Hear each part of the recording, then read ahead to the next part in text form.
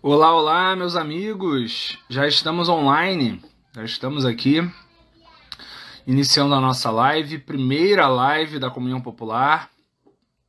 Grande alegria pra gente, uma convidada muito especial, que nos orgulha bastante.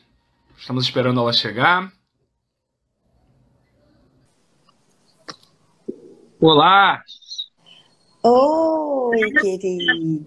Como estão Olá, tudo bom? vocês? Acho que eu não estou Tudo certinho? acertando muito bem aqui essa escuridão, mas estamos tentando ver Ah, se está bem. eu também sou um pouco catástrofe nas questões virtuais aí. Mas conseguindo me ouvir E bem? você, olha só, Tranquilo? você que é mais jovem, é de uma geração mais tecnológica. Imagina eu que sou da geração dos livros, né? Mas vamos nos acertando aqui. Vamos. Tá conseguindo me ouvir bem? Tudo direitinho? Tá ótimo. Você me ouve bem? Perfeito. Também ótimo. Bom, então, gente, primeiro fazer uma apresentação geral. Estou muito feliz com esse momento. Eu sou suspeito para falar, porque a Luiz Helena é uma pessoa pelo qual tenho uma admiração, fascínio, acompanha a trajetória já há muitos anos já. E para mim é uma grande alegria. Essa é a primeira live da Comunhão Popular, né? Para quem está chegando aqui agora, Que honra possivelmente minha, hein? Isso. Possivelmente vindo do perfil dela. A Comunhão Popular é um jovem movimento político de inspiração cristã que busca unir a fidelidade aos valores do Evangelho com a necessidade de reformas sociais. Então, esse é o nosso projeto, é isso que a gente busca fazer. Já peço a vocês que, se puderem, sigam aí a gente pelo Instagram, acessem o nosso site, comunhãopopular.org, e a gente pretende, ao longo desse ano, um ano importante, ano eleitoral, fazer uma série de lives e, com grande alegria, a nossa primeira convidada é uma pessoa especialíssima, né? Heloísa Helena é uma das figuras mais importantes da história da esquerda brasileira nas últimas décadas. Foi vice-prefeito de Maceió, foi vereador em Maceió, deputado estadual, deputada federal, senadora, candidata a presidente da República. Esqueci alguma coisa ou não? Eu não fui deputada federal, mas já fui É senadora. verdade, é verdade, desculpa. Eu Ó, o não quero nem nervosismo. falar, né? Não, mas não é isso não. Porque agora é que eu sou pré-candidata, né? Mas Isso, tomara exatamente. que os anjos Né? digam amém. Isso, pois é. E atualmente ela é porta-voz nacional da Rede Sustentabilidade, né? A Rede é um partido que não tem uma presidência centralizada em uma pessoa, tem duas lideranças sempre, simultaneamente, e a Heloísa Helena é uma das porta-vozes da Rede Sustentabilidade hoje, né?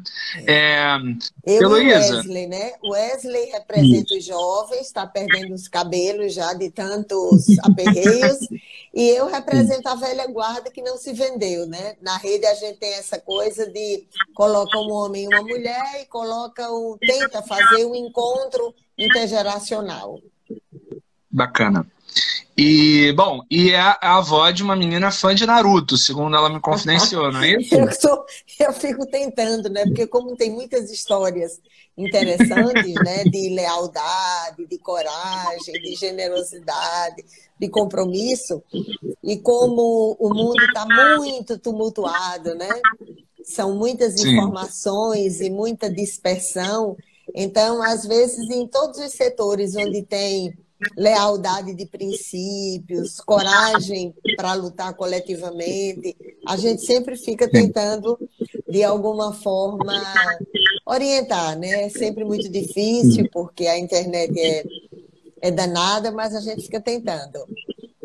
Sim, ótimo. Queria começar a nossa conversa, assim, eu acompanho muito, né, você deixando claro, tá, gente, eu não tô chamando ela de você porque eu sou metido, não, porque ela quase me intimou, quase me ameaçou de morte por chamar de senhora.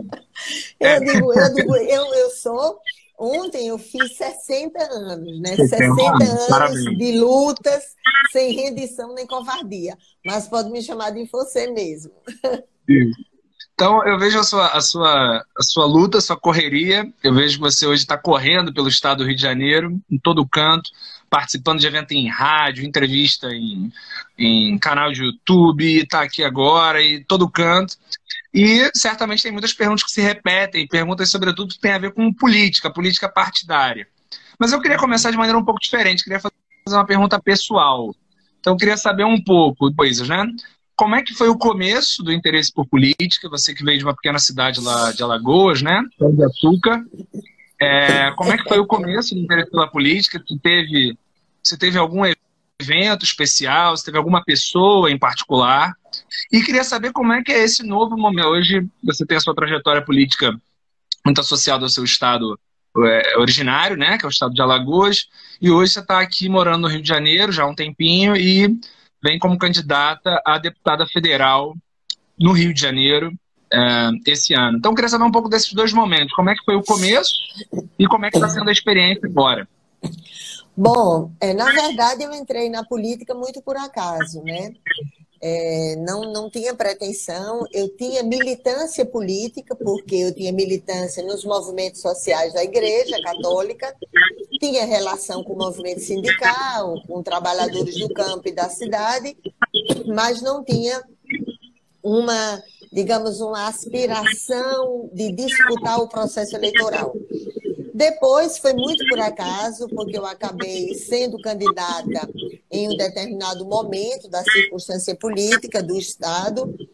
Ronaldo foi candidato a prefeito, eu fui candidata a vice, a gente achava que não ia ganhar a eleição, eu tinha duas alternativas de bolsa de estudos para sair do Brasil, eu já estava na Universidade Federal, e tinha essa possibilidade de seguir a carreira acadêmica, né? Já tinha menininhos novinhos, ia seguir essa carreira acadêmica. Então, foi tudo diferente, eu acabei entrando.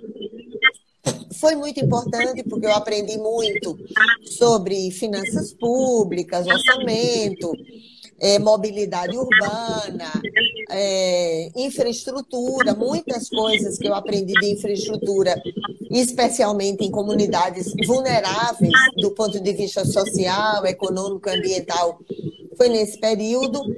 Educação e saúde já eram minhas áreas, né? Porque eu sou enfermeira sanitarista, meu irmão é médico, então a gente sempre trabalhou muito na estruturação do que hoje é chamado SUS e também na área da educação. Então, eu já tinha essa militância, já estava na área na Universidade Federal, na área de planejamento de serviços públicos, epidemiologia e planejamento de serviços públicos, então foi um período importante, aprendi muito por uma circunstância extremamente dramática, né, da história de Alagoas, muito dramática, profundamente dramática, de atraso salarial, de pessoas que suicidaram, policiais que passaram circunstâncias extremamente dramáticas, suicidando, matando os filhos. Então, foram situações muito dramáticas que acabaram possibilitando uma unidade entre os trabalhadores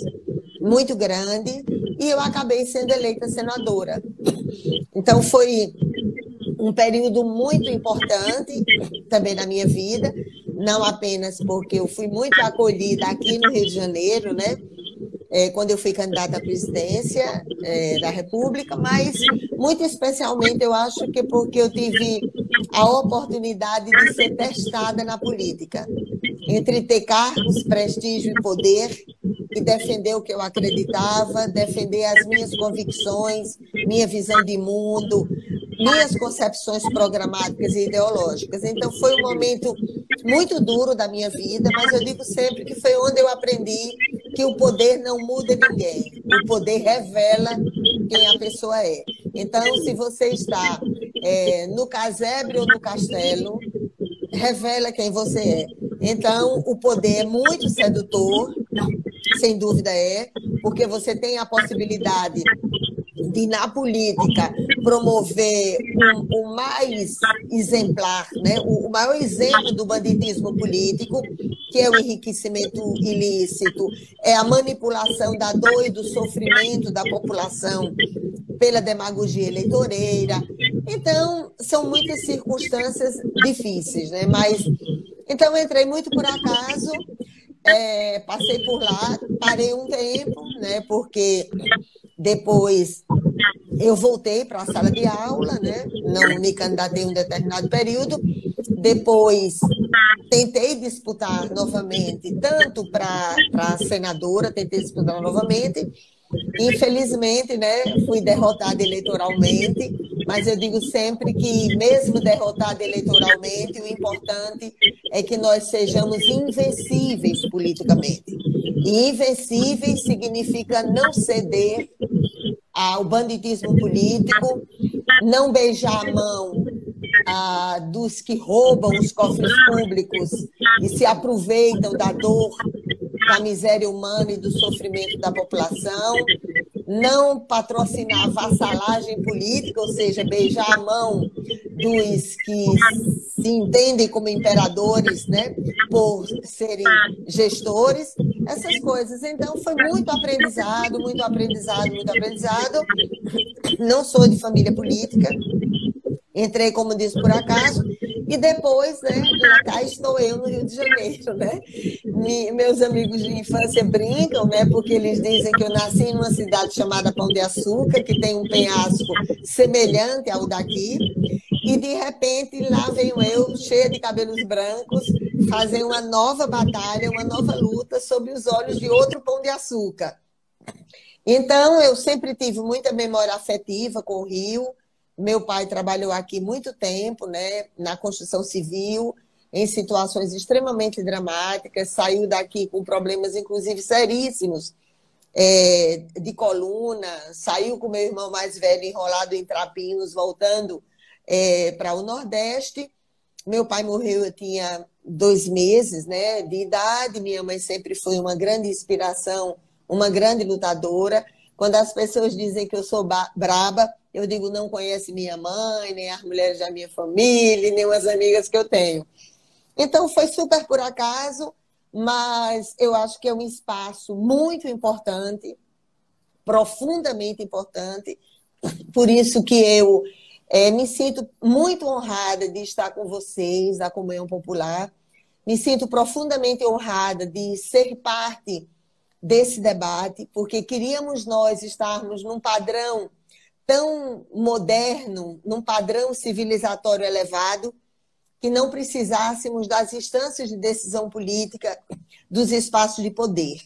Mas é de fundamental importância que as pessoas que têm compromisso social, que as pessoas que não estão disponíveis para a demagogia eleitoreira, para a manipulação da dor e do sofrimento, as pessoas que realmente querem criar novos e melhores caminhos através de mudanças estruturais profundas, essas pessoas têm que estar nas instâncias de decisão política. Claro que não é só se candidatando, existem outras formas também, articulações no movimento social, muitas outras formas de articulação política, de organização social que possibilitam tirar o véu em relação à vida como ela é e promover mudanças estruturais profundas. Claro que é possível, mas é também inaceitável que a gente entregue o nosso destino.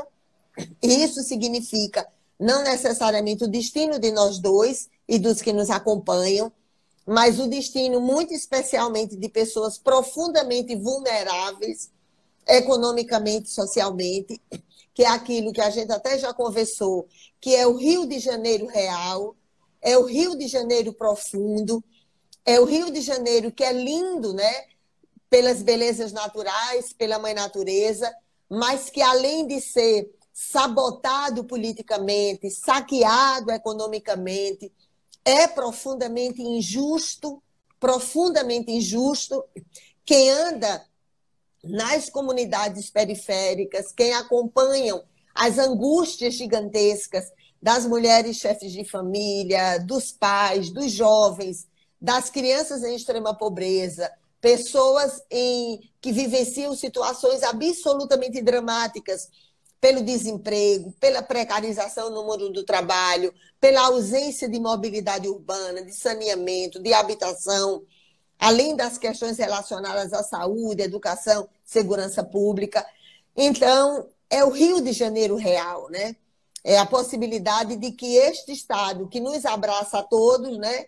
Que abraça os nordestinos, como abraçou e vivenciou sangue, suor e lágrimas do meu pai, e de tantos outros nordestinos, e que acolhe turcos, judeus, muçulmanos, chineses, japoneses, europeus e as mais diversas pessoas, do mesmo jeito que abraça muitos de nós que viemos para cá, que escolhemos estar aqui, né? Enquanto muitos dizem, mas logo agora, né, no pior momento do Rio de Janeiro, você resolve ir para o Rio de Janeiro, quando tem mais violência, mais pobreza, você resolve ir para aí. Então, é o Rio Profundo que nos motiva, que eu sei também que é o que motiva a vocês, né, da Comunhão Popular, que é a leitura do Evangelho na vida cotidiana das pessoas, né, a construção do reino pela vida vivida em plenitude, pela dignidade vivida nas circunstâncias de cada uma, que é o que motiva a todos nós, né, quando estamos nas instâncias de decisão política. Eu sei que é muito difícil para que as pessoas façam militância política, porque são espaços que sabotam muito as pessoas dignas, são espaços onde muitas vezes nós somos odiados e perseguidos de forma implacável pelo que nós consideramos nossas virtudes, sejam as nossas virtudes, né, do que eu chamo que cada um de nós deve ter um código de honra inabalável, as nossas convicções espirituais, que não necessariamente têm a ver com fundamentalismo religioso, e quando você não cede ao fanatismo da idolatria política, quando você não cede às suas convicções para ganhar cargos, prestígio e poder, isso é muito difícil também, mas é extremamente necessário. Então, eu me sinto muito... Você sabe que mulher asmática como eu, né, que vai falando sem respirar, então você tem que me interromper e dar a linha aí nessa nossa conversa. Tá ótimo. Eu sei que... tá chegando aí, ó, tá aparecendo aqui que tá chegando aqui o Júlio, que foi quem fez o contato entre nós, né? O Júlio, nosso querido. Isso. E, bom, eu sei que você quer falar muito do Rio de Janeiro, a gente quer falar também, mas antes eu queria uma pergunta um pouco mais geral. Como é que você vê hoje, para além da polarização eleitoral, se você quiser você pode comentar sobre isso, mas para além da questão eleitoral, como é que você vê hoje os grandes desafios que o Brasil tem para enfrentar hoje e nos próximos anos? A gente viveu recentemente um período de pandemia, né? Que ainda vive de alguma maneira os impactos dela, enfim. E a sua área de especialidade é a saúde, né? A sua formação é essa. Eu vi que você fez muitas participações também, muitos eventos debatendo a questão do SUS, e tem todos os problemas do subfinanciamento do SUS e todas essas coisas. Você acha que hoje a saúde é o grande desafio nacional? Você acha que algumas outras áreas são a prioridade? O que você identifica, assim? É óbvio que é sempre muito complicado dizer, mas se você tivesse que identificar 2, 3 grandes desafios que você acha que são as questões prioritárias, quer dizer, qualquer governo digno que assumisse a presidência da República deveria eleger hoje como prioridade enfrentar, quais desafios você entende que são os mais importantes para o país? Bom, primeiro que, como você corretamente disse, nós estamos num momento difícil da vida nacional, justamente porque a gente tem perdido a oportunidade de debater um projeto nacional, e ao debater um projeto nacional, se debate também circunstâncias em cada um dos estados, debate um novo modelo de pacto federativo, que não necessariamente seja competitivo, mas cooperativo. Então, se predispor a fazer um debate sobre que federação nós queremos e quais as prioridades a estabelecer. Eu dizia sempre para os meus alunos que todas as epidemias ao longo da história da humanidade, elas põem um foco de luz na vida como ela é. Portanto, ela mostra como a riqueza de um país é construída e como a riqueza de um país é compartilhada. E é exatamente por isso que a gente viu, durante a pandemia, além das circunstâncias dramáticas, né, que eu avalio que perdemos a grande oportunidade de operacionalizar todas as ferramentas técnicas que tínhamos no âmbito do Ministério da Saúde, da atenção básica que profundamente enraizada na vida do Brasil, que é a atenção primária, a saúde. Poderíamos ter identificado precocemente sintomas, promover testagem, isolamento, controle de comunicantes. Toda a atenção básica tinha a possibilidade de identificar precocemente, inclusive com os endereços de todas as pessoas mais pobres e que estavam mais sujeitas aos riscos, justamente por já terem alguma doença crônico, alguma morbidade crônico-degenerativa e cardiovascular. Então, é como se nós fôssemos enfrentar uma guerra abrindo mão da mais capacitada infantaria para ir para o campo de batalha, que era justamente quem estava na atenção básica. Além da crítica que eu faço, né, ao atual presidente da República, porque acho que ele se comportou como um soldado covarde e sem honra que deixa feridos para trás.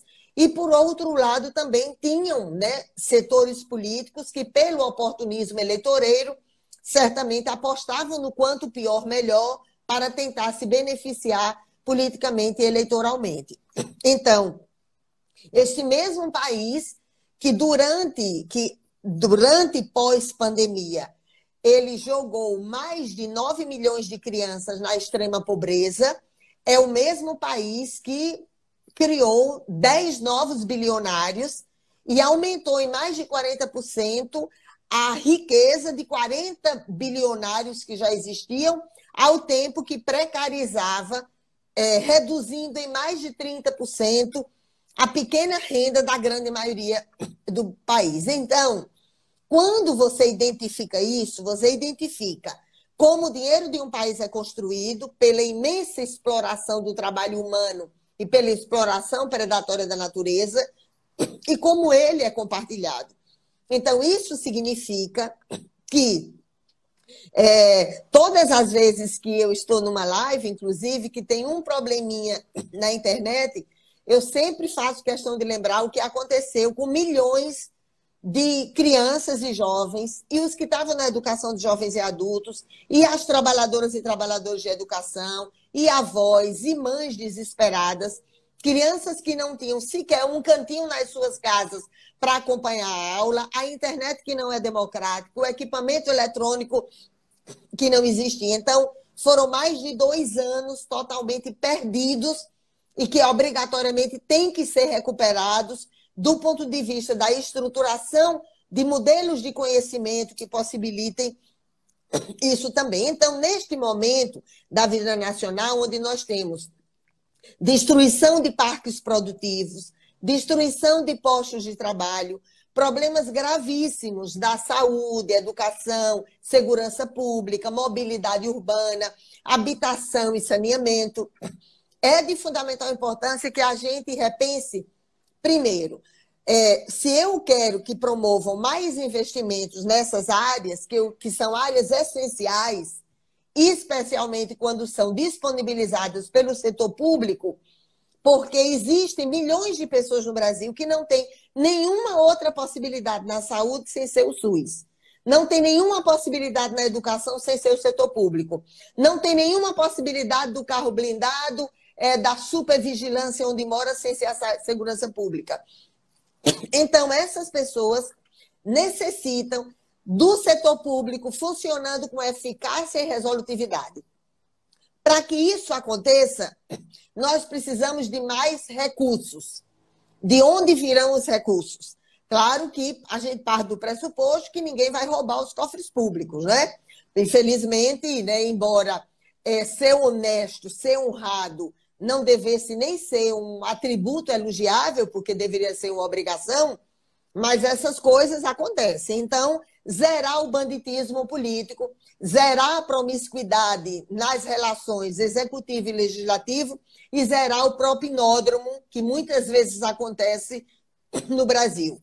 Então, de onde se deve aumentar a arrecadação? Primeiro que, como nós vivenciamos uma crise grande, inclusive do ponto de vista econômico, é de fundamental importância que a gente tenha o aumento da arrecadação pública. E é por isso, né, que eu concordo muito com as propostas que têm sido apresentadas pelo candidato Ciro Gomes. É o único candidato que, infelizmente, tem apresentado propostas concretas ágeis e objetivas para o Brasil. Todas as vezes que eu falo isso, eu já sei que vai ser aquela maior perseguição, esculhambação pública, porque quando a gente não aceita a vassalagem política, sempre acaba sendo perseguido de forma implacável. Então, todas as vezes que a gente diz que não aceita a coleirinha, a canga, a vassalagem política e não aceita a idolatria política, sempre começa a confusão. Então, ele apresentou um projeto muito claro de aumento da arrecadação pública, e isso significa a tributação das grandes fortunas, da remessa de lucros ao exterior, as relações com os bancos, as questões das nossas estatais e dos bancos públicos, que durante tanto tempo têm financiado determinados setores privados no mais vergonhoso, né, capitalismo paternalista, que é o que tem acontecido no Brasil. Então, alterar essas regras são de fundamental importância para que a gente aumente a arrecadação pública e a gente direcione que as nossas estatais, as nossas empresas públicas, os nossos bancos públicos, eles têm que estar também financiando o setor público nessas áreas que são essenciais e a infraestrutura do país. Além de um processo de industrialização com respeito ambiental naquelas áreas que são de fundamental importância, que o Brasil é totalmente dependente delas, seja nos insumos para a área da saúde, seja nos insumos para o setor agrícola. Então, tudo isso assim, tem toda uma lógica, uma racionalidade econômica que é de fundamental importância. E isso significa também ter um recurso, promover os investimentos com metas claras, sem manipulação da dor e do sofrimento da população, com metas claras para garantir as chamadas rendas básicas, porque melhoram a vida da população e dinamizam a economia, geram emprego, gera renda no comércio, na indústria, na construção civil. Então, essa questão do emprego e da renda básica é de fundamental importância. E as políticas sociais, porque quando a gente diz do emprego, a gente inclui infraestrutura, porque saneamento, melhoria da mobilidade urbana, melhoria da habitação, tudo isso implica em mais emprego sendo gerado, dinamiza a economia, gera emprego, gera renda, melhora a vida e a dignidade das pessoas e melhora a estrutura econômica do comércio, da indústria, de vários outros setores também, gera emprego, especialmente emprego para uma mão de obra que a vida não possibilitou tanta qualificação e precisa muito. Então, renda básica, investimento no setor público, investimento em infraestrutura, dinamização econômica e aquelas áreas, né, que são as áreas mais preciosas, que eu defendo que tenha uma estrutura nacional, eu defendo que tenha uma carreira nacional, uma estrutura nacional para a educação, para a saúde e para a segurança pública. Entendo que é de fundamental importância isso. Não podemos falar em segurança pública sem disponibilizar os equipamentos sociais que são necessários. Todas as vezes que a gente analisa através de uma planilha, se você tiver em qualquer delegacia, em qualquer centro operacional de inteligência, se você identifica, cruza os dados do Atlas da Violência com os equipamentos sociais disponibilizados nessas áreas, você identifica claramente a diferença que faz uma escola em horário integral, um centro de música, cultura e esporte, um centro de capacitação profissional e inserção produtiva para a juventude. Esses equipamentos sociais que misturam tanto os mecanismos de proteção, prevenção e promoção e repressão também, porque, né, milhares de jovens sendo utilizados como mão de obra escrava do crack, do narcotráfico, da marginalidade como último refúgio, não é justo que você aceite que uma criança perca a sua infância, o momento único, sublime das suas vidas, que nenhuma outra fase da sua vida você consegue repor a inocência da criança. Então, transformar essas três áreas em carreiras nacionais, eu acho que é de fundamental importância. Não sou apenas eu que defendo isso, Eu sempre defendi muito na área da saúde e da segurança pública, do mesmo jeito que o Cristóvão também defendia na área da educação. Então, quando você faz isso, você cria carreiras nacionais, pisos nacionais, mais mecanismos de financiamento e de fiscalização, monitoramento e controle, com metas claras para primeiro, segundo, terceiro e quarto ano, porque seria demagógico dizer que qualquer um gestor nacional ou qualquer um de nós, se vocês, né, um de vocês fosse para deputado estadual ou eu para federal ou qualquer uma outra coisa, seria irresponsável e demagógico dizer que a gente conseguiria no primeiro ano resolver tudo, mas ter metas claras para diminuir a imensa vulnerabilidade econômica, social e ambiental, eu não tenho dúvida, Pedro, que é possível. E é mais angustiante para a gente, porque nós não estamos aqui a discutir a construção de uma nave para desvendar os mistérios de outras galáxias ou de outros planetas.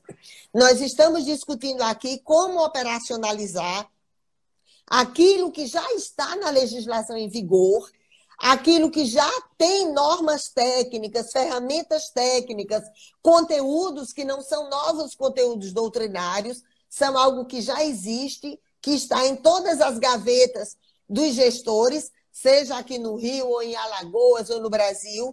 Se os gestores quisessem realmente abrir as suas gavetas, tinha projeto para absolutamente tudo. Agora, falta aquilo, né, que Casaldáliga dizia, que ética na política é vergonha na cara e amor no coração. Ou seja, vergonha na cara para não roubar dos mais pobres, porque quando se rouba o dinheiro público, está roubando dos mais pobres. É a rua, é o valão que não tem saneamento, é a mãe de família ou pai de família que passa 4 horas para chegar ao local de trabalho e 4 horas para voltar. É a mãe desesperada que não tem onde deixar o seu bebê, porque não tem berçário, não tem creche, não tem horário integral. É o jovem desesperado que acaba sendo arrastado como mão de obra escrava da criminalidade. É o desespero familiar. É a população em situação de rua. Que país é que aceita? Que país é que aceita as circunstâncias impostas da infância, né, dos idosos e da pobreza? Não, isso é inaceitável. Então, eu entendo que qualquer gestor, né, e eu sempre até brinco, né, eu digo assim, ninguém brigue na sua família, não brigue na sua família por causa dessa idolatria política, não rompa laços afetivos com seus amigos de infância, com seus amigos queridos, com as pessoas da sua família. Nós que estamos, né, que vamos nos candidatar, a gente que suba no ringue para fazer o grande duelo, mas as pessoas brigando em família e entre os amigos por causa dessa idolatria política é, sem dúvida, inaceitável. Então, eu entendo que estabelecer mecanismos que deixam claro de onde vem o dinheiro, então, como o dinheiro vai ser colocado no tesouro, né, de onde virá o dinheiro e para onde esse dinheiro deverá ser destinado. Um país que tem, como você sabe, dimensões continentais, um potencial de áreas agricultáveis e recursos hídricos gigantescos, todos os mecanismos de alta tecnologia, porque tem de uma Embrapa a um monte de tecnologia já disponibilizada que melhoraria a vida das pessoas, né? Em relação à habitação, não falta nenhuma proposta para habitação, até em áreas consideradas complexas do ponto de vista ambiental ou do ponto de vista geológico, não existe. Tem muitas propostas concretas, ágeis, objetivas e eficazes que podem fazer isso. Então, aumentar a arrecadação não para roubar, não para distribuir para os bandos políticos, não para comprar parlamentares, para financiar qualquer projeto de poder de quem quer que seja, mas para viabilizar ações concretas que mexem diretamente na vida das pessoas. Então, eu defendo que essas 3 estruturas que eu falei, elas sejam estruturas nacionalizadas. Eu entendo que é muito importante para acompanhamento, para monitoramento, para estabelecimento de metas. Eu entendo que é muito importante isso. São estruturas muito fragilizadas, Os trabalhadores desses 3 setores são profundamente fragilizados do ponto de vista das condições de salário e das condições de trabalho, e o impacto disso na vida em sociedade também. Então, um país que tem todo um potencial de áreas agricultáveis, é um país que exporta alimento e assiste as pessoas correndo atrás de ossos e acha isso natural, um país que, ao longo da sua história, nunca foi uma nação, nunca foi uma pátria, mãe, soberana, justa, igualitária e fraterna, sempre se predispôs a jogar toda a estrutura de riqueza na mão de poucos e a jogar a migalha, né, para atenuar as tensões sociais. Então, eu entendo que é possível fazer isso. Isso significa que você vai garantir horário integral de escola no primeiro ano? Não, seria mentira, inaceitável, demagógica dizer isso. Mas, quando você tem um projeto claro que você diz, olha, no primeiro ano eu quero aumentar as escolas, isso significa construir, gerar emprego também, aumentar as escolas, contratar trabalhadores da educação, melhorar as condições de trabalho, de salário, para que as crianças tenham escolas maravilhosas, bonitas, né? Isso eu entendo que é de fundamental importância. Aliás, o Rio de Janeiro já vivenciou isso, né? Quando abraçou um gaúcho, Brizola, quando abraçou um mineiro na área da educação e promoveram articulações extremamente importantes, né? Infelizmente, quando vai mudando de um governo para outro, então vai se deixando, jogando na estrada. Mas tem alternativas para ser feita isso, e eu confio muito que será possível fazê-lo, né? A gente tem tentado contribuir tanto no debate programático, claro que, como você sabe, né, eu tenho que registrar a rede, tem o nosso querido Randolph, né, que apoia a candidatura do ex-presidente, Marina, que esses dias também irá apresentar, né, as suas opções, eu que quero votar no Ciro, do mesmo jeito que votar no Freixo, votar no Molon, mas, independente de qualquer uma dessas pessoas, o debate programático, o debate de ideias, ele obrigatoriamente tem que existir na vida cotidiana. E independente também de quem se elege, é de fundamental importância, né, que mesmo quando a gente não consegue eleger quem a gente quer, que a gente não conspire contra o Brasil, não conspire contra o Rio, a gente continue lutando pela melhoria das condições de vida da maioria da população. E eu entendo que isso é possível. Eu entendo que isso é absolutamente possível. Quando você analisa, certamente você viu também o último diagnóstico que foi feito em relação às pessoas em situação de rua, nós não estamos falando, né, em milhões de pessoas. Estamos falando do número pequeno de pessoas, claro, né, que tem vários projetos, muitas pessoas que fazem, o pessoal do São Martinho tem projetos muito interessantes para crianças em vulnerabilidade, jovens também, tem muitos projetos, né, muitas forças sociais que ajudam através da generosidade, da caridade, mas o poder público tem obrigação de fazer isso. Não é possível que as pessoas achem normal, natural, que alguém tenha o chão, a calçada como cama e a marquise como teto. Não é possível que as pessoas achem que isso está normal. E eu acho que a gente pode mudar. Não sei se eu conseguirei ver todas as mudanças estruturais profundas com as quais eu me comprometo e pelas quais eu dedico todos o tempo da minha vida. Não é por um mundo melhor para minha neta, que eu já amo tanto e que faço por imenso amor. A gente tem que lutar por um mundo melhor, por aquelas filhas e filhos da humanidade que às vezes a gente nem conhece, mas sabe da extrema dor e do extremo sofrimento que elas estão vivenciando.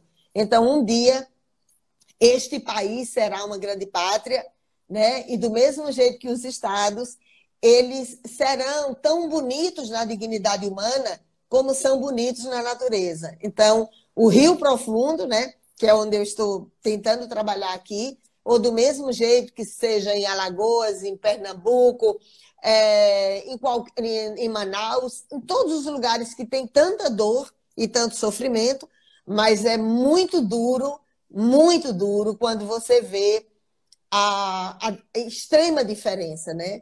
Da extrema beleza e a extrema pobreza. Isso é muito injusto e é nossa obrigação, inclusive como cristãos, né? Buscar modificar isso. Eu achei muito interessante. Você passeou por vários tópicos, mas a centralidade da questão da reforma tributária, né? Da mudança da estrutura do sistema de cobrança de impostos, né? Para quem está chegando agora, né? Só relembrando, a gente aqui é da Comunhão Popular, um jovem movimento político, se iniciou no final do ano passado, na doutrina social da igreja. E nosso primeiro vídeo no canal do YouTube é justamente sobre a reforma tributária. Até eu comentava lá, né? Um dos principais da igreja é a opção preferencial pelos pobres. Porque o sistema tributário é a opção preferencial para os ricos, né? Os pobres pagam absurdamente mais imposto, né, em termos de valores absolutos, o rico sempre vai pagar mais imposto porque ele tem mais dinheiro. Mas em termos proporcionais, a fatia dos ricos não é uma pequena diferença, é um abismo, né? A forma como o sistema tributário hoje está explorado no Brasil é uma criação para aqueles que são mais pobres. Queria mudar um pouco da nossa conversa. É interessante acompanhar nos últimos dias, para nós, né, da Comunhão Popular, a divulgação da live. Então, trabalho em e como o nosso nicho, né, nós são pessoas religiosas, né? Prevenção. Mas a Heloísa Helena tem a ver com o popular. E para nós, assim, sempre responder nas questões sociais, né? Todas as a questão do saneamento básico, da assistência aos moradores de rua, da garantia de uma educação pública de qualidade.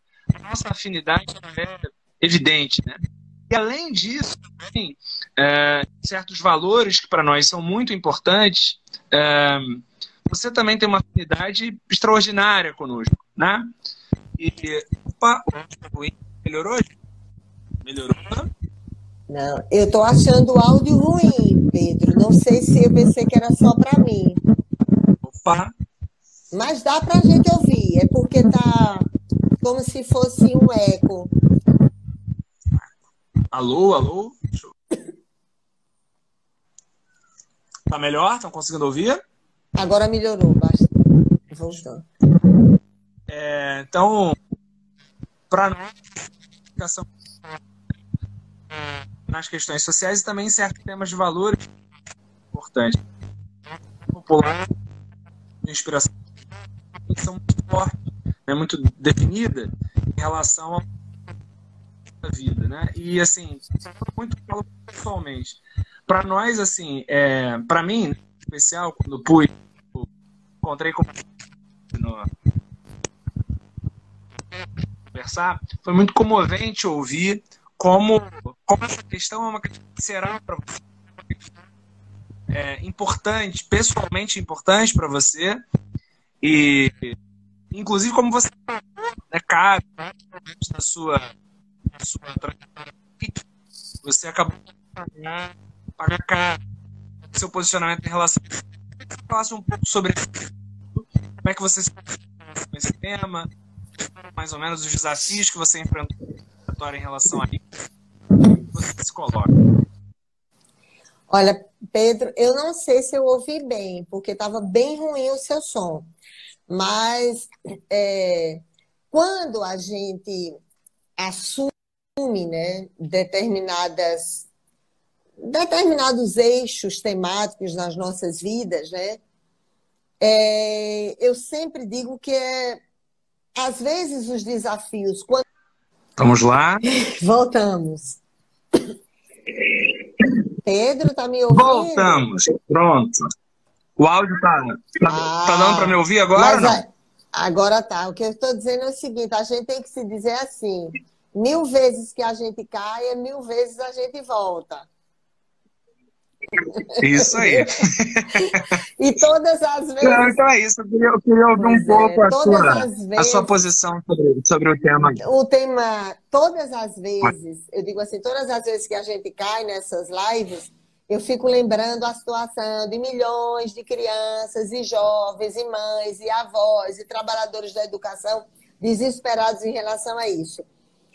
Sobre essa temática, né, do direito à vida, da questão do aborto, é sempre algo muito duro, né? Primeiro porque você parte da perspectiva de que você respeita, você tem que aprender a respeitar as orientações das outras pessoas. Você tem que aprender, porque a gente vive num mundo que muitas vezes a gente fala contra a ditadura, mas quer uma ditadura para chamar de sua. Fala da democracia, mas não aceita a democracia em relação a outras questões. E essa questão sempre foi assim, muito cara para mim, profundamente preciosa para mim, porque a gente está no ano de 2022 e não é possível que a única alternativa seja uma cureta arrancando uma vida para dar dignidade às pessoas. Isso não é possível, isso. Então, já vivenciei situações extremamente dramáticas por causa disso, profundamente dramáticas, de muita perseguição em relação em determinados setores ideológicos com os quais eu me identifico profundamente, mas não ceder em algumas questões acaba gerando muita perseguição contra você. Mas também são nesses momentos onde você testa do que você é feito. São nesses momentos que você é testado, tanto entre ter cargos, prestígio e poder e defender o que acredita, como aqueles momentos onde você testa os seus princípios, não apenas ideológicos, programáticos, mas aquilo com o que você se compromete espiritualmente, você se compromete com o que você considera sagrado, independente de religião, porque isso não tem nada a ver com religião, com o lugar onde você se encontra com Deus. Se é no templo, na sinagoga, no terreiro, você com você mesmo, em qualquer lugar onde você se encontra com o sagrado.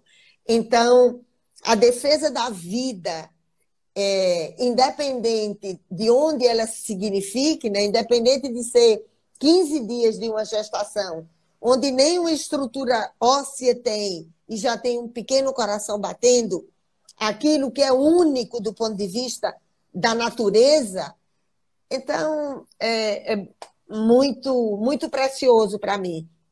Mas isso significa também muitas perseguições, né? E outras coisas mais. Então, eu respeito profundamente as pessoas que pensam diferente de mim, mas eu não aceito não ser respeitada em relação ao que eu penso.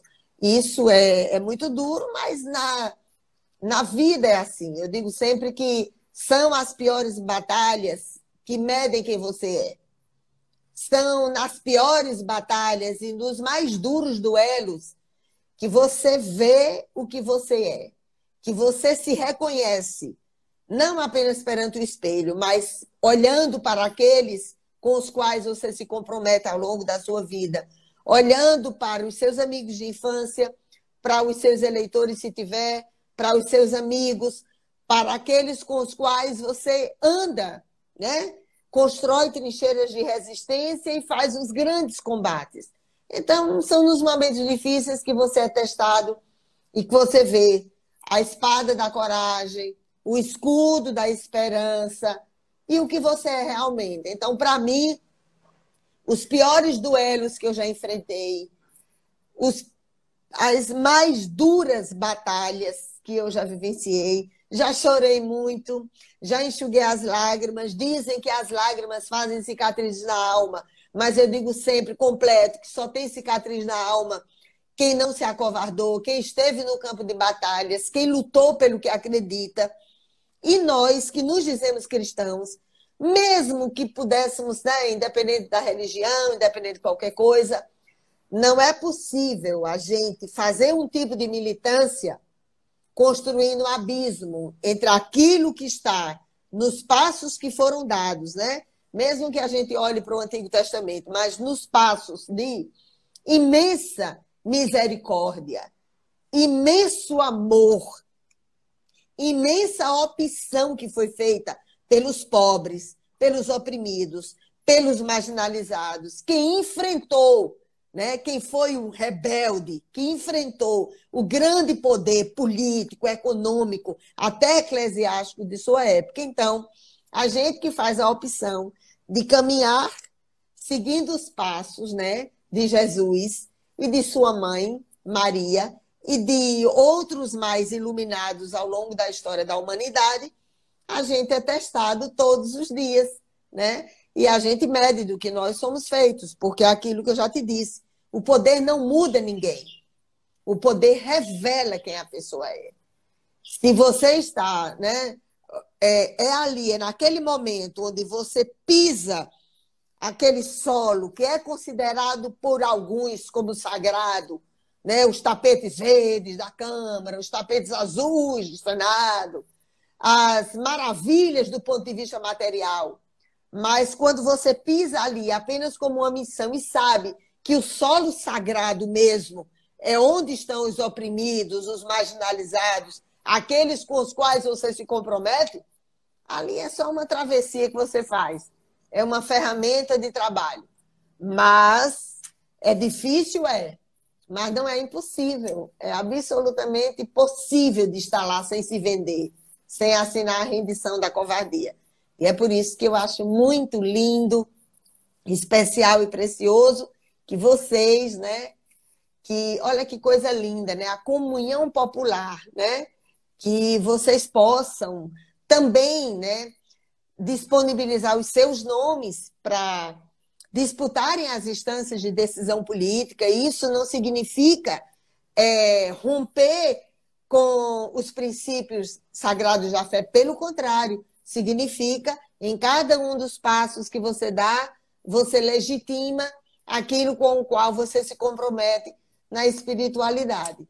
Então, tomara, né, que a comunhão popular possa estar juntando forças, né, juntando jovens e juntando aqueles que já lutaram a vida toda como experiências, e sigam em frente. Para mim é uma honra, viu, ser parte. E quando vocês quiserem que eu vá aí para conversar um pouquinho, também eu vou com o maior carinho e afeto. Já está mais do que convidada, já está mais do que Vamos convidada. sim aí fazer uma prosa mais pertinho. Sim.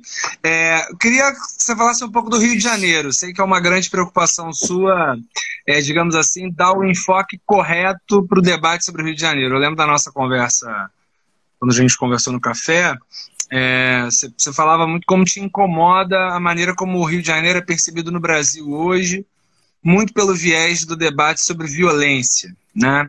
E óbvio que você não nega a centralidade da questão da violência no Rio de Janeiro, mas você tem a impressão um pouco de que se perdem de vista outras dimensões e outros problemas que a gente tem muito graves no Rio de Janeiro. Sobretudo me lembro de você falando da questão dos transportes, para você é uma questão central.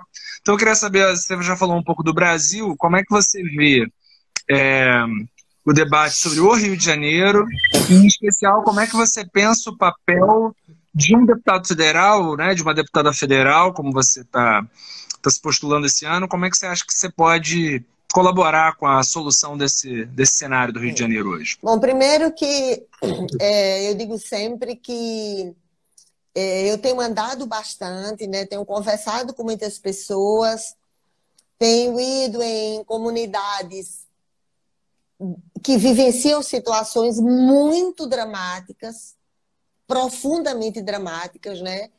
Que estão no chamado Atlas da Violência e que vivenciam dezenas de formas de violências também. A violência letal intencional, ela nos preocupa, me preocupa profundamente, óbvio, porque são milhares, né, milhões de crianças e jovens que acabam sendo arrastados como mão de obra escrava, né, desse circuito da violência.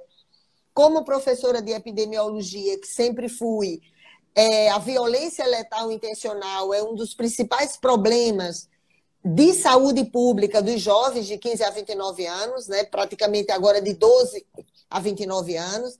Eu acho que qualquer gestor ele tem que usar o Atlas da Violência e cruzar com os equipamentos sociais que minimizam o risco, comprovado quanto minimiza o risco. Qualquer aparato policial, se você perguntar às pessoas que são comprometidas e que estão nessa área, porque bandido tem em todo canto, né? Tem bandido na polícia, em todo canto tem. O lugar onde mais tem bandido é na política. E toda generalização é perversa e é desonesta, né? Muitos dos trabalhadores da segurança pública não são os filhos de banqueiro que estão lá, são trabalhadores e trabalhadoras, filhos, né, de outros trabalhadores, muitos deles filhos de famílias pobres e que acabam se enredando nessa matança gigantesca que existe. Então, um gestor, ele usar o Atlas da Violência e cruzar com os equipamentos sociais, porque o que não falta no Brasil são dados, né? São muitos dados estatísticos que mostram histórias de vidas destruídas e grandes possibilidades a serem viabilizadas também. Mas, além disso, né, que talvez no caso do Rio de Janeiro, por ser conhecida a capital cultural, aqui as coisas que acontecem têm muita visibilidade pública, a pobreza e a não distribuição de renda, ela faz isso que acontece aqui em várias outras cidades. Eu conheço razoavelmente o Brasil, especialmente as periferias, a vida como ela é, sejam em várias cidades do Nordeste brasileiro, e do Norte, e do Centro-Oeste, e do Sudeste e do Sul.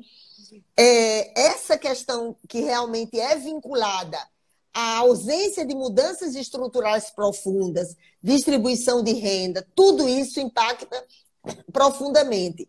E o que é mais duro é que quando você faz reuniões nessas comunidades, claro que esse assunto é tratado, mas existem outras coisas da vida real que envolvem desemprego, ausência de mobilidade urbana, ausência de lugar onde você deixa os seus filhos, a preocupação com os seus jovens, os problemas relacionados a saneamento básico, várias e várias comunidades que você vai, e a primeira coisa, mesmo sendo áreas que são consideradas violentas e que estão lá nas manchetes e naquelas situações dramáticas que existem, quando você diz lá, a pessoa diz, esse valão aqui, a principal coisa que tem que ser feita é esse saneamento. São essas moradias absolutamente precárias, caindo, ausência de saneamento. Como é que pode alguém passar 4 horas para ir para um lugar trabalhar e mais 4 horas para voltar? Onde deixam as crianças? Onde deixam os idosos? A situação de rua, enfim, tudo aquilo que está vinculado à vida como ela é.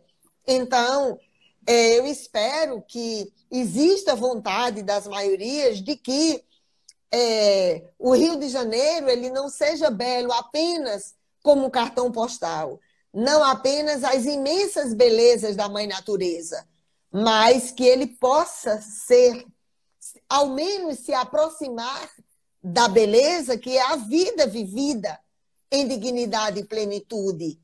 Não se pode considerar um rio lindo, né? A gente diz o Rio de Janeiro continua lindo, sim, lindo para alguns, né? Lindo para quem não está vivenciando uma situação de imensa precariedade na habitação, no saneamento, na pobreza, aquilo que a gente chama um indicador de pobreza multidimensional, que envolve tudo.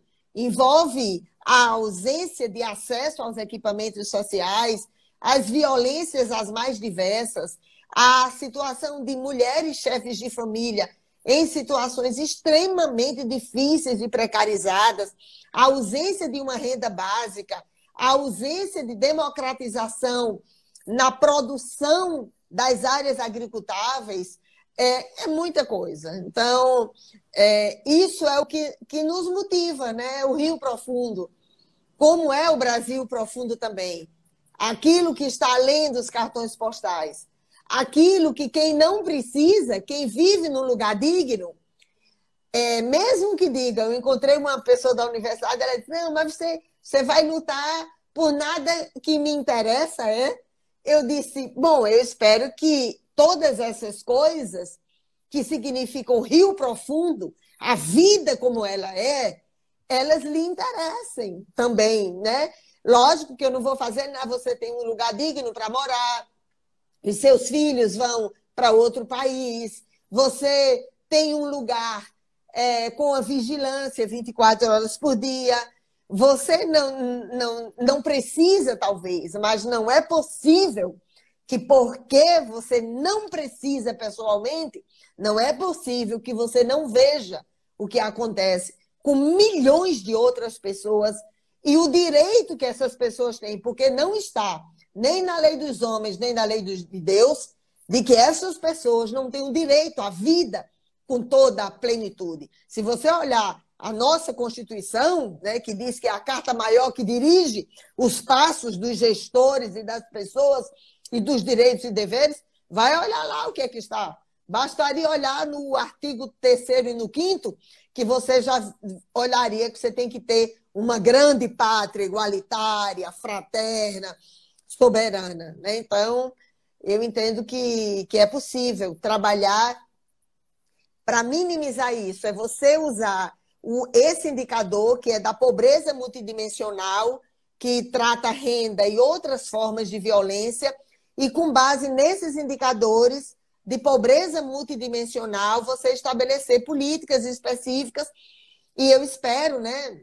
A gente não pode falar em campanha, porque não é momento de pedir voto, mas um de vocês, ou eu, ou quem quer que lá esteja, pelo menos ter metas claras em relação ao financiamento de alguns projetos sociais que são destinados diretamente às áreas de mais vulnerabilidade econômica e social.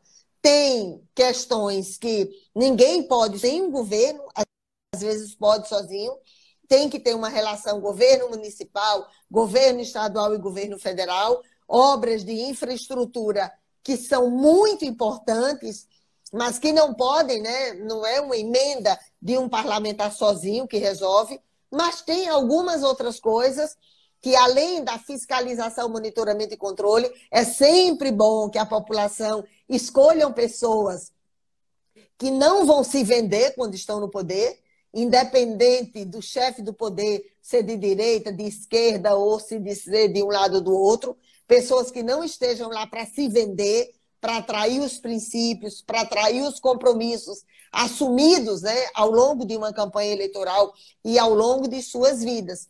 Então, eu acho que é para isso, né, que nós cristãos, especialmente, né, porque nos dizemos assim, nos assumimos assim, é para isso que a gente tem que estar lá, porque se não for para promover mudanças estruturais profundas, se não for para buscar que a vida seja vivida em plenitude, independente do nome que ideologicamente a essa nova pátria seja dado, é melhor não ir, né? Porque se for para se vender, para ser vassalo do poder, para lamber o rastro por onde passa os que se acham imperadores, né? Porque são presidentes, governadores ou deputados ou senadores, o que quer que seja, aí é melhor não ir.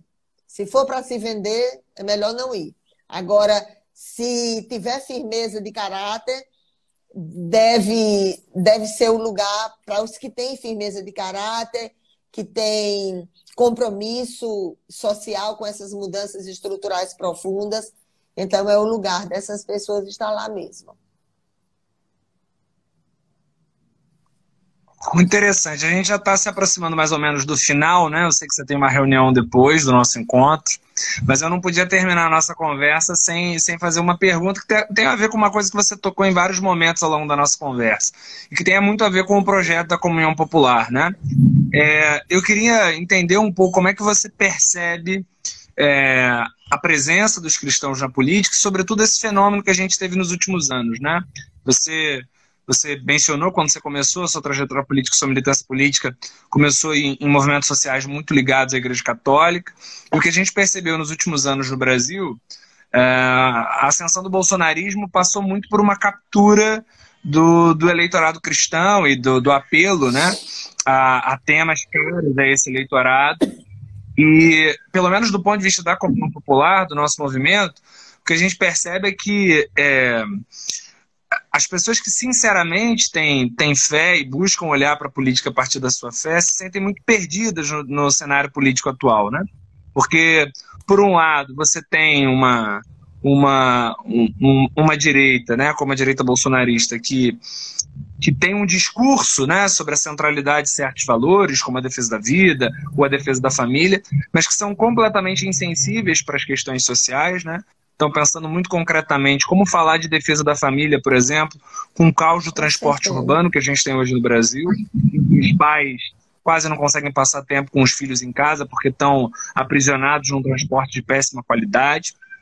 E, por outro lado, a gente vê uma determinada esquerda que aponta para pautas essenciais do ponto de vista das questões sociais e das transformações da estrutura econômica da nossa sociedade, mas que, por outro lado, tem aquilo que se convencionou chamar de identitarismo, um discurso em temas de valores, muitas vezes muito agressivo e com muita pouca capacidade de diálogo com a população, com a ampla maioria da população brasileira. Como é que você vê essa captura do eleitorado cristão pelo bolsonarismo nos últimos anos? Como é que você vê a questão da presença dos cristãos na política? Enfim, como é que você vê essa questão? Olha, primeiro eu acho que a gente tem, assim, eu acho que todos nós deveríamos ter muita humildade para analisar o que estava acontecendo no Brasil, que possibilitou que germinasse no coração de um povo uma personalidade política como Bolsonaro. Então, eu acho que isso seria de fundamental importância. O que estava acontecendo no Brasil, que possibilitou, porque não foi uma coisa assim, é porque foi isso, aquilo. Não, tinham coisas que estavam acontecendo no Brasil, né, que possibilitou que germinasse no coração de um povo uma personalidade política como Bolsonaro. Os gabinetes dos ódios não são apenas de um lado, né? Muitos de nós que fomos, né, que temos muitas cicatrizes nas costas, porque fomos esfaqueados nas costas muitas vezes pela perseguição política implacável, sabe bem, ou quem já enfrentou campanhas eleitorais, sabem bem qual é a caracterização dos gabinetes dos ódios, né? Que leva ao fanatismo político e à idolatria política. Isso acontece no Brasil. Isso não é... A gente não pode generalizar, porque toda generalização, como eu disse anteriormente, é desonesta intelectualmente, é perversa, profundamente perversa, mas é de fundamental importância que a gente analise isso, né? Como eu acho que isso poderia ser minimizado? No caso dos cristãos, a história dos cristãos, a história do Evangelho, é uma história de luta e de libertação. É uma história de luta e de libertação. É uma história de opção pelos pobres, pelos marginalizados, pelos excluídos. Isso é fato, né? Basta estudar e analisar o Evangelho que a gente identifica isso com a mais absoluta clareza. Não é uma opção pelos grandes, pelos poderosos. Não é uma opção para garantir mais riqueza para alguns poucos e absolutamente pobreza e miséria para a grande maioria. Isso não é. Não é. Você pode inventar qualquer modalidade de leitura do Evangelho, mas isso não está no Evangelho para qualquer pessoa que racionalmente vai interpretar. Isso não está lá. Não está. Existem essas coisas de sempre mesmo, né? Um lado não tem a humildade de reconhecer o que acontecia no Brasil, que possibilitou que germinasse no coração de um povo, tantas vezes visto como generoso, uma personalidade política que, além de atuar em plena pandemia, como um soldado covarde sem honra, que deixa feridos para trás e estimula as mais diversas formas perversas de preconceito, de preconceito, porque não é uma coisa qualquer você estimular das mais diversas formas o preconceito. Isso é algo muito grave num país com tanta fragilidade social.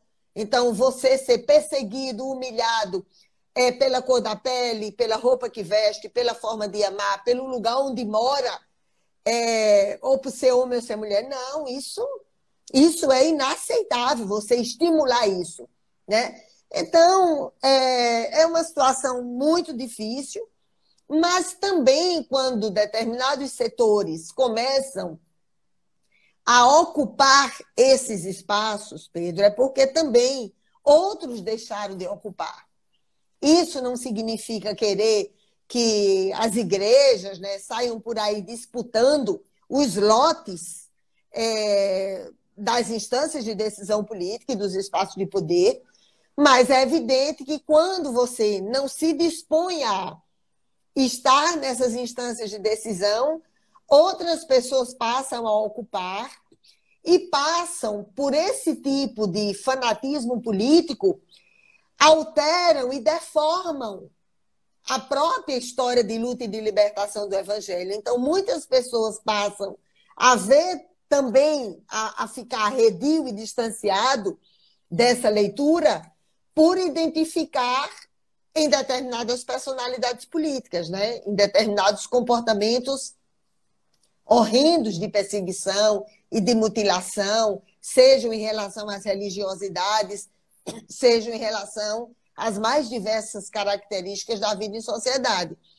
Então, eu não tenho fórmula mágica, né, de dizer como fazer, mas acho que se aqueles que pensam a possibilidade de que a vida seja vivida em plenitude e que sabem que o espaço onde se comanda isso, onde se define quanto vai para a educação, para a saúde, para a habitação, para a mobilidade urbana, para a moradia popular, para a segurança pública, o espaço onde se define isso, queiramos ou não, é nas instâncias de decisão política.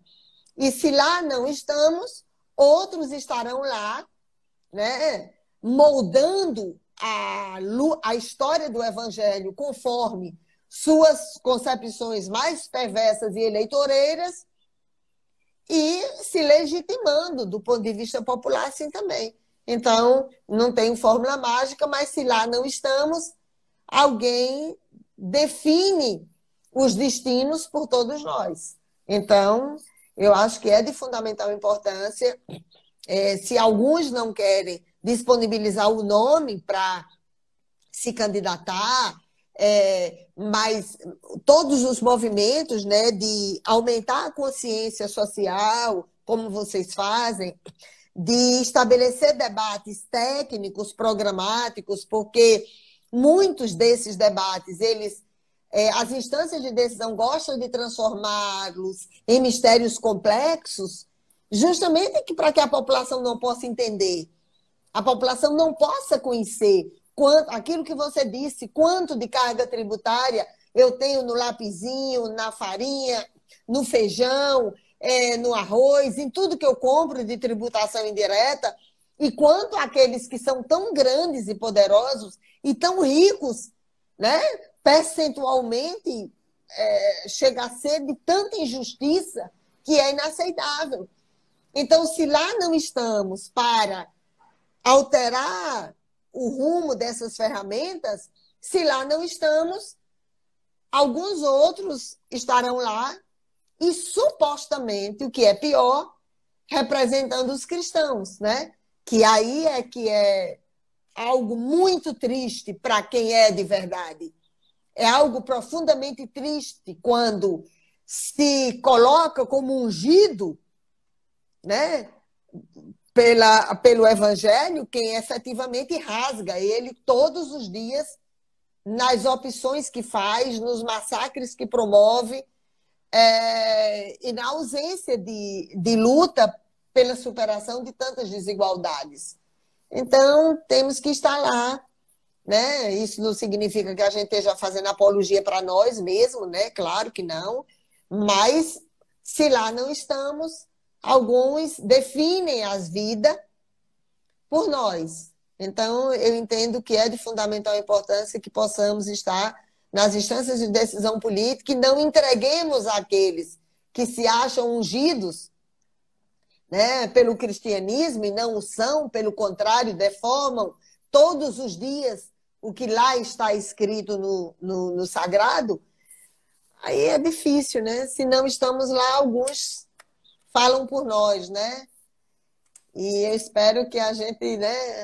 Se a gente calar, a gente já sabe exatamente. Não gosto de ficar repetindo, né, passagens bíblicas, mas a gente sabe, né? De Elias na caverna, as pedras que falarão.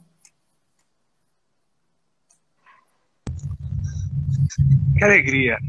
Bom, agradecer muito por essa conversa, muito, muito, muito. Para nós, profundamente enriquecedora. Agradecemos muito, esperamos que tenha sido boa para você também, agradável para você também. Obrigada. Um carinho. Para quem está chegando agora, para quem não sabe quem nós somos a Comunhão Popular, um movimento político jovem de inspiração cristã. Siga a gente aí nas redes sociais, no Instagram. Acompanhe o nosso site, comunhãopopular.org. A gente sempre está postando sobre temas sociais de relevância, tentando analisar isso também da perspectiva cristã, sem ignorar a dimensão técnica, né? A gente busca estudar e se aprofundar nos números e no aspecto técnico, mas buscando olhar a partir dos valores que o Evangelho fornece. Olha, Não se trata de impor a nossa... Uma coisa linda que está ali também, que é um cristão de todos os dias. Marquinho, olha, apareceu ali. Isso. Eu não fico vendo todo mundo, né? Eu só tenho a agradecer a você muito, né? Dizer que para mim é uma honra e uma alegria estar aqui com vocês, apesar de estarmos todos sob escombros, né? De lutos, lágrimas e muito sofrimento da grande maioria da população, mas a gente, né, continua tentando os escombros que estão sobre outras pessoas para que a gente possa deste grande país, grande pátria, né? E eu agradeço muito onde vocês acharem que eu posso contribuir, viu? Me levem lá onde vocês acharem que a gente pode contribuir tecnicamente, independente de qualquer questão política. Para mim é uma alegria estar com vocês e servindo a vocês, ao Comunhão Popular, como é nossa obrigação mesmo, né? Servir, né? Isso é que é obrigação mesmo. Um beijão, viu?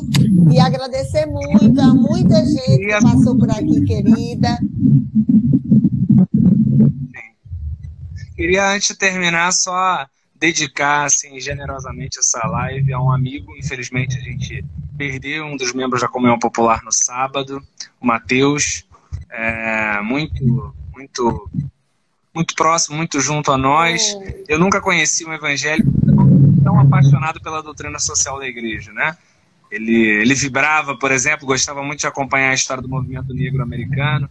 Então, ele, por exemplo, ele exultava com aquela cena famosa que Paulo VI chamou o reverendo Martin Luther King para passagem belíssima, apoiar. Então, é isso, dedicado ao Mateus, que descanse em paz e que Deus console os amigos e familiares. É isso. Um beijão. Grande abraço Aí para vocês, viu? Obrigada.